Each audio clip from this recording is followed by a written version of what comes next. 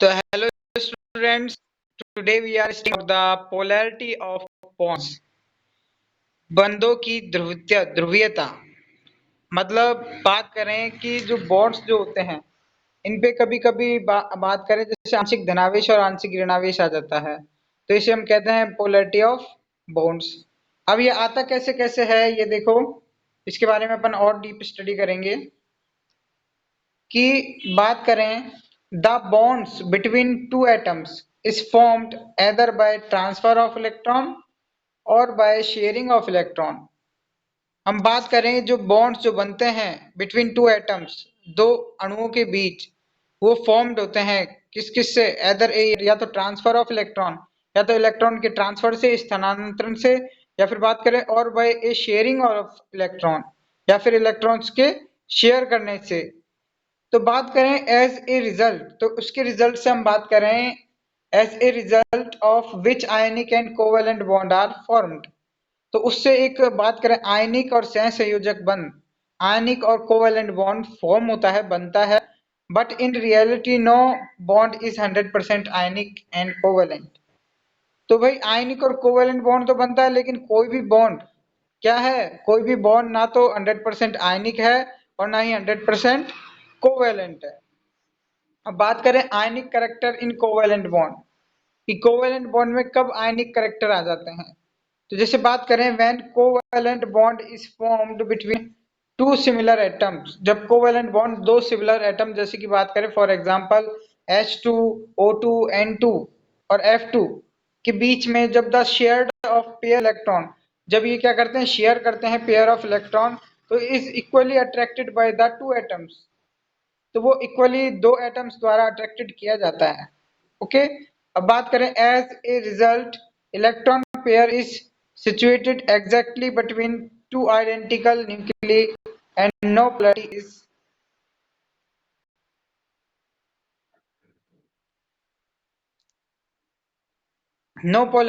is बात करें कि जो एज ए रिजल्ट, जब हम रिजल्ट देखें तो electron pair is situated exactly, तो इलेक्ट्रॉन्स का जो पेयर होता है वो एक्चुअली सिचुएटेड होता है between the two identical nucleus, वो वास्तव में दो नाविकों के बीच में, दो आइडेंटिकल नाविकों के बीच में सिचुएटेड होता है ना। अब बात करें no polarity is developed in molecule, और जो बात करें मॉलिक्यूल्स के अंदर जो पोलैरिटी है वो डेवलप नहीं होती है। अब बात करें कि अब दोनों न्यूक्लियस के बीच में रहेगा, दोनों नाविकों के बीच में रहेगा, तो भाई कोई भी पोलैरिटी नहीं आएगी, सीधा सिंपल सी बात है, क्योंकि बिल्कुल इक्वल पोजीशन पे, एक साम्य अवस्था की पोजीशन में इसमें तो। लेकिन बात करें कि the bond so formed is called a non polar covalent bond, भाई जब दोनों तरफ इक्वल है और दोनों के नाभिकों के बीच में इलेक्ट्रॉन्स हैं, तो इस तरीके के जो जो बॉन्ड है उसको हम कहेंगे नॉन पोलर, है ना, नॉन पोलर कोवेलेंट बॉन्ड। अब बात करें कंट्री टू दिस के टू दिस इन केस, अगर हम इसकी विपरीत बात करें, इस केस के विपरीत ऑफ हेटेरोन्यूक्लियर मॉलिक्यूल्स की बात करें, जिनकी न्यूक्लियस अलग अलग होते हैं, जैसे HCl है ना, और अलग आइटम है जिसकी NaCl है, तो इनकी हेटेरोन्यूक्लियस मॉलिक्यूल्स की बात करें तो द शेयर्ड इलेक्ट्रॉन, तो जो शेयर जो इलेक्ट्रॉन है, शेयर इलेक्ट्रॉन पेयर है between the two atoms get displaced more towards electronegative atoms. तो वो क्या होता है, जब shared electron pair between two atoms gets displaced, जब दोनों एटम्स के बीच में से कोई शेयर इलेक्ट्रॉन पेयर है, वो किसी एक इलेक्ट्रोनेगेटिव एटम की तरफ क्या हो जाता है, डिस्प्लेस्ड हो जाता है, किसी एक इलेक्ट्रोनेगेटिव एटम की तरफ चला जाता है, तो उसमें क्या होता है, उस एज ए रिजल्ट उससे बात करें इलेक्ट्रोनेगेटिव एटम की तरफ अगर शेयर्ड पेयर ऑफ इलेक्ट्रॉन चला गया, तो एक partial negative charge is develop, एक पार्शियल नेगेटिव चार्ज जो होता है वो डेवलप होता है। As a result partial negative charge is develop on more electronegative atom, और मोर इलेक्ट्रोनेगेटिव एटम। अब बात करें and partial positive charge is develop on less electron negative atom. भाई जो इलेक्ट्रोनेगेटिव एटम था, ज्यादा हाई इलेक्ट्रोनेगेटिव एटम, उस पर तो आ गया पार्शियल नेगेटिव चार्ज, लेकिन जो कम लेस इलेक्ट्रोनेगेटिव एलिमेंट्स है उस पर आ जाएगा पार्शियल, बात करें लेस इलेक्ट्रोनेगेटिव पे आ जाएगा पार्शियल पॉजिटिव चार्ज। अब बात करें thus both the ends became polar. तो इससे क्या होंगे, भाई एक पॉइंट पे तो आ गया पार्शियल पॉजिटिव, एक पे आ गया पार्शियल नेगेटिव। तो एक पार्शियल पॉजिटिव और नेगेटिव चार्ज आने के कारण ये जो बॉन्ड है वो क्या हो जाएगा, thus the ends both became polar. तो दोनों जो एंड होंगे, दोनों किनारे होंगे, वो क्या हो जाएंगे, ध्रुवीय हो जाएंगे, पोलर हो जाएंगे। तो negative and positive the resultant, तो नेगेटिव और जो पॉजिटिव है रिजल्टेंट क्या होगा, covalent bond is polar covalent bond. जो जो कोवेलेंट बॉन्ड है वो एक पोलर कोवेलेंट बॉन्ड कहलाएगा उस टाइम पे। वो जो कोवेलेंट बॉन्ड एक पोलर कोवेलेंट बॉन्ड कहलाएगा।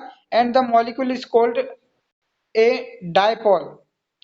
और जो मॉलिक्यूल है, बात करें ये जो मॉलिक्यूल है उसके हम बात करें ध्रुवीयता या फिर डायपोल कहेंगे। And the example of the HCl and HF, और इसके जो पोलैरिटी के जो एग्जांपल है HCl और HF इसके एग्जांपल में आते हैं। अब बात करें जैसे कि polarity of covalent bond depends on the electronegativities of the combining atom। जो पोलैरिटी है कोवेलेंट बॉन्ड की वो डिपेंड करती है किस पे, इलेक्ट्रोनेगेटिविटीज ऑफ कंबाइनिंग एटम, जो एटम्स कंबाइन हुए इनकी इलेक्ट्रोनेगेटिविटी पे डिपेंड करती है। अब more the electronegative difference between the atoms, भाई दोनों एटम्स की जो इलेक्ट्रोनेगेटिविटी है उसके अंदर जितना ज्यादा डिफरेंस होगा, तो बात करें between the atoms, more will be the polarity, उतनी ही ज्यादा उसकी पोलैरिटी होगी। ओके, उतनी ही ज्यादा उसकी पोलैरिटी होगी। अब बात करें the polarity of hydrogen halides can be given as, जो पोलैरिटी है हाइड्रोजन हैलाइड की वो कुछ इस प्रकार से दी जाती है जैसे कि HF, HCl, है ना, सबसे ज्यादा HF की है, हाइड्रोजन फ्लोराइड की है, फिर HCl की है, फिर HBr की है, और फिर सबसे कम HI की है। ओके, अब इसके बाद नेक्स्ट पॉइंट देखते हैं पोलैरिटी के बाद। पोलैरिटी से ही रिलेटेड है ये डायपोल मूवमेंट। डायपोल मूवमेंट क्या होता है ये देखिए, पोलैरिटी अलग है, डायपोल मूवमेंट अलग है। अब यहाँ पे देखिए कि द पोलैरिटी ऑफ डायपोल, जो डायपोल जो होते हैं, ध्रुवीय जो होते हैं, the polarity of dipole can be measured. जो ध्रुवीयता है वो पोलैरिटी है, उसको डायपोल से क्या कर सकते हैं, मेजर्ड किया जाता है with the help of the dipole movement, dipole movement के द्वारा। अब बात करें it is denoted by mu, इसे म्यू से डिनोटेड किया जाता है। And the defined as the product of the magnitude, और इसको बात करें, इसको डिफाइन करते हैं कैसे, म्यू को कैसे डिफाइन करते हैं, the product of magnitude of charge, charge के परिमाण से मल्टीप्लाई करेंगे between the distance of the centre positive and the negative charge. और जो सेंटर पॉजिटिव और सेंटर जो नेगेटिव जो चार्ज होते हैं उनके बीच का जो डिस्टेंस है जिसे हम d कहते हैं, और ये जो चार्ज होता है, जो बात करें the product magnitude of charge, जो चार्ज का जो परिमाण होता है, तो इस तरीके से इनको मल्टीप्लाई करके हम डायपोल मूवमेंट को मेजर कर सकते हैं। तो dipole movement equal to the electrical charge multiply by the bond length, तो mu equal to the Q D.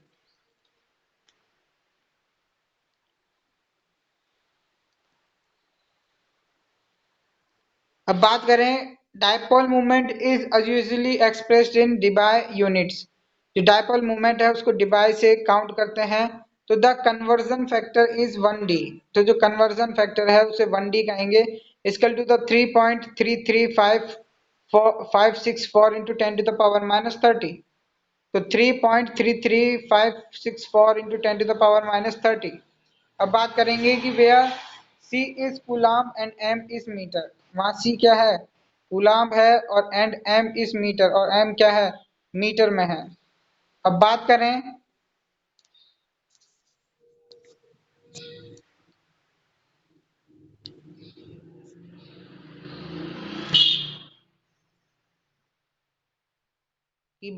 अपन यहाँ पे कि where C is coulomb and M is metre, यहाँ पे C क्या है, कूलाम है, और M क्या है, मीटर है।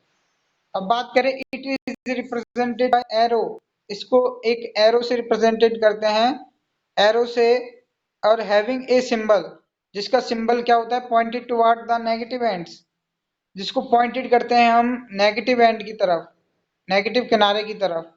अब बात करें, it is a vector quantity, ये क्या है, एक सदिश राशि है, एक वेक्टर क्वांटिटी है, and having both magnitude and direction, और इसमें क्या है, दोनों डायरेक्शन और मैग्नीट्यूड हो सकते हैं। ओके, तो where C is coulomb and M is metre, यहाँ पे सी एक कूलाम है और एम क्या है, मीटर है, और it is represented by arrow, इसको एरो से रिप्रेजेंटेड करते हैं, having a symbol pointed toward the negative and, और इनको नेगेटिव एंड से जो की तरफ एरो को लगाते हैं, and it is a vector quantity, और ये क्या है, एक वेक्टर क्वांटिटी है, having both magnitude and direction, जिसके दोनों बात करें जैसे मैग्नीट्यूड और डायरेक्शन दोनों होते हैं।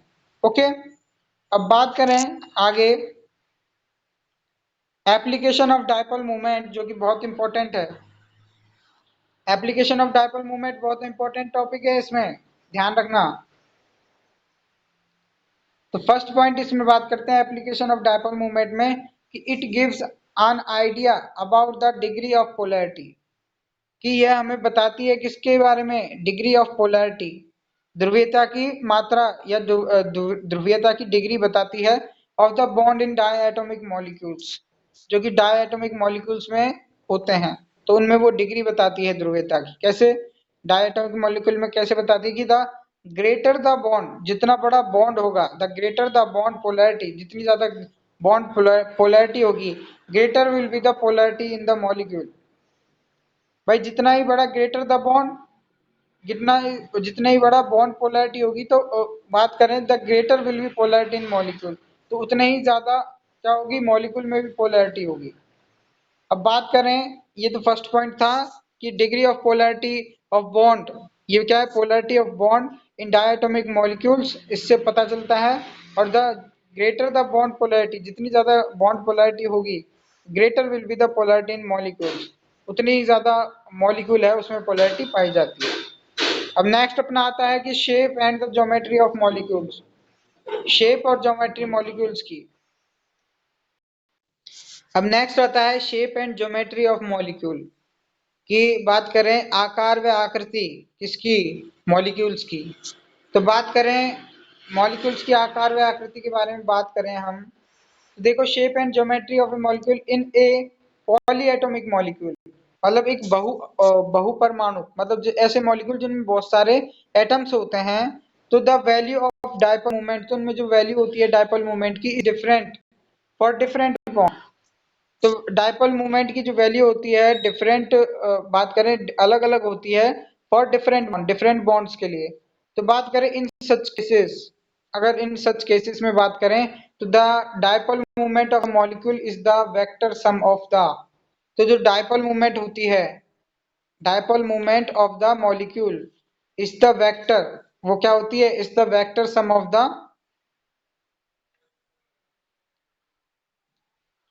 Is the vector sum of the,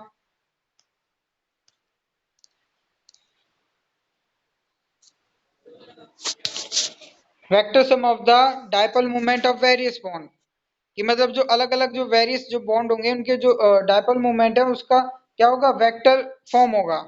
अब बात करें, this is helpful in the determination of the geometry and the shape of A molecule, जिससे हम बात करें ज्योमेट्री और जो मॉलिक्यूल्स है उसकी शेप को हम पता कर सकते हैं, ज्योमेट्री एंड शेप्स को। अब बात करें ए एग्जांपल की, यहाँ देखो, if the shape of water molecule is considered, अगर हम पानी के मॉलिक्यूल्स की बात करें तो एज ए लीनियर, तो उसकी स्ट्रक्चर कैसे होती है, एक लीनियर स्ट्रक्चर होती है पानी के मॉलिक्यूल्स की। लेकिन then dipole movement of both the bonds will be cancel, लेकिन जब दोनों की जो डायपोल मूवमेंट है कैंसिल हो जाता है, तो ईच अदर एक दूसरे से, and the net dipole movement will be zero, तो जिससे क्या होता है, नेट डायपोल मूवमेंट क्या हो जाता है, जीरो हो जाता है। तो but the dipole movement of water, लेकिन बात करें तो डायपोल मूवमेंट ऑफ वाटर होता है कितना, 1.87 डी, तो it can be calculated that the geometry of the water is not linear but it is V shaped. देखो समझने वाली बात ऐसी है कि अगर जो H2 है उसकी आकृति अगर लीनियर होती, जैसे इस तरीके की, माना इधर इधर ऑक्सीजन है ये बीच में और ये हाइड्रोजन है दोनों, अगर इस तरीके की ये लीनियर स्ट्रक्चर होती, इस तरीके की लीनियर स्ट्रक्चर होती तो जो डायपोल मूवमेंट है ना, डायपोल मूवमेंट इस तरीके से ये कैंसिल हो जाता है एक दूसरे के, एक ही डायरेक्शन में होने के कारण, अपोजिट डायरेक्शन में होने के कारण ये कैंसिल हो जाता।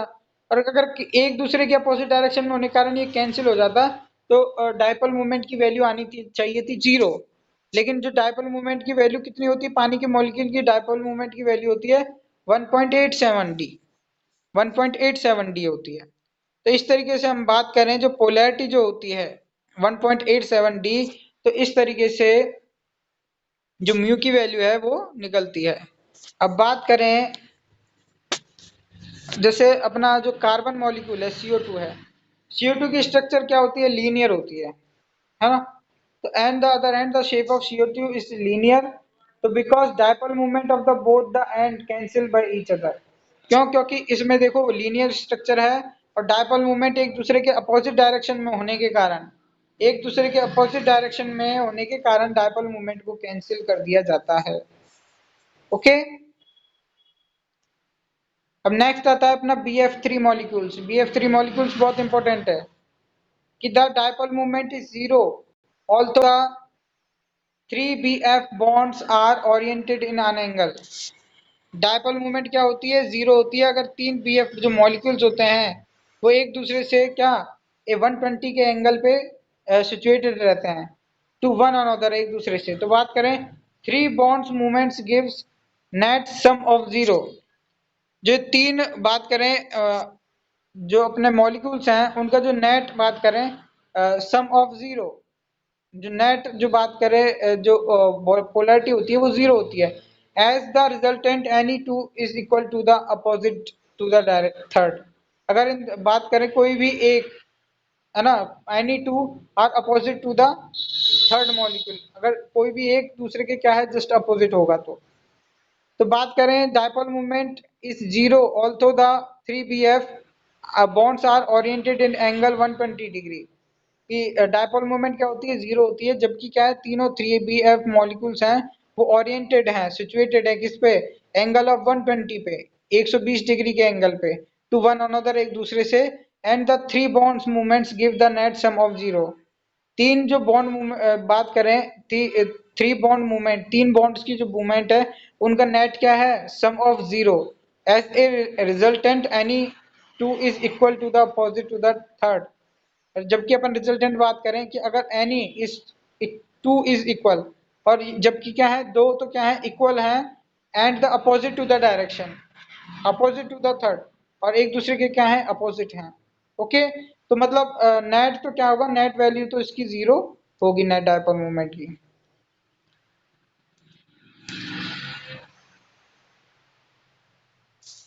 अब एक लास्ट जो मॉलिक्यूल आता है इसके बारे में और देखो फटाफट, NH3 और NF3। NH3 और NF3 में क्या है कि NH3 and NF3 both molecules have the pyramidal shape, इन दोनों की पिरामिडल शेप होती है in the with a lone pair of electron of nitrogen atom, और जबकि नाइट्रोजन पे एक लोन पेयर ऑफ इलेक्ट्रॉन होने के कारण।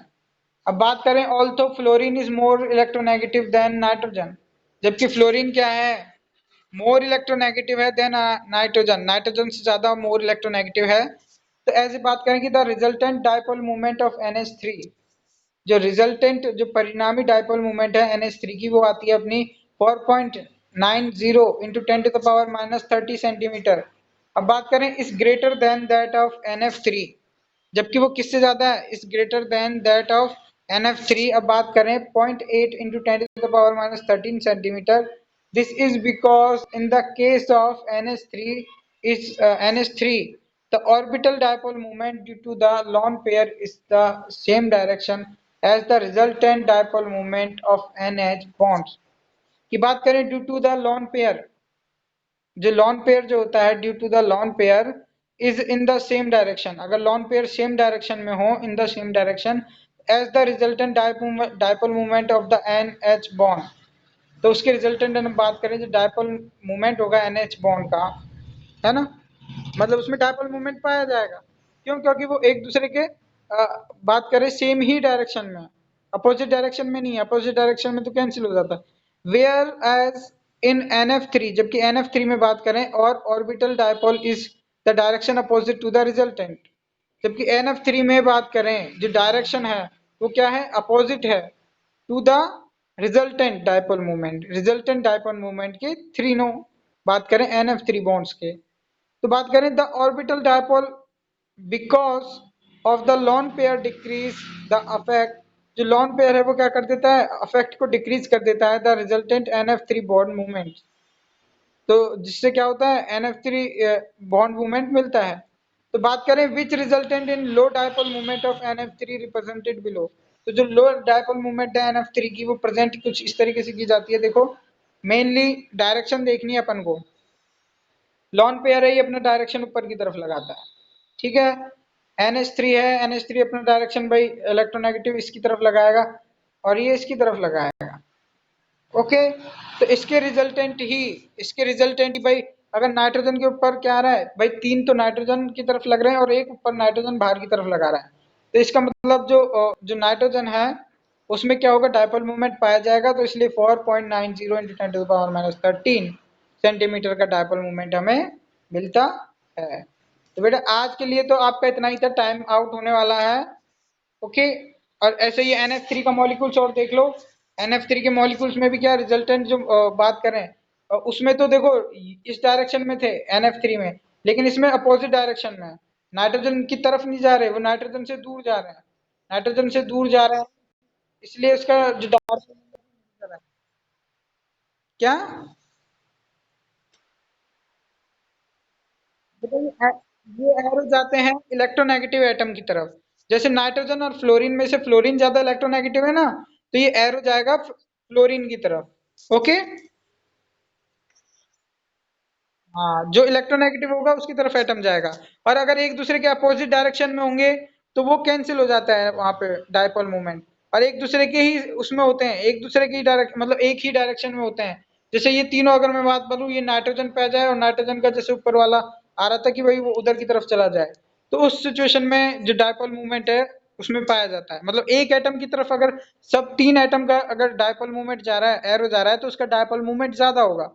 लेकिन अगर एक ही नाइट्रोजन जैसे इसमें देखो, इससे बल्कि सारी अलग डायरेक्शन में जा रहा है, तो उस मॉलिक्यूल्स के जो डायपोल मूवमेंट है वो कम मिलते हैं, ओके।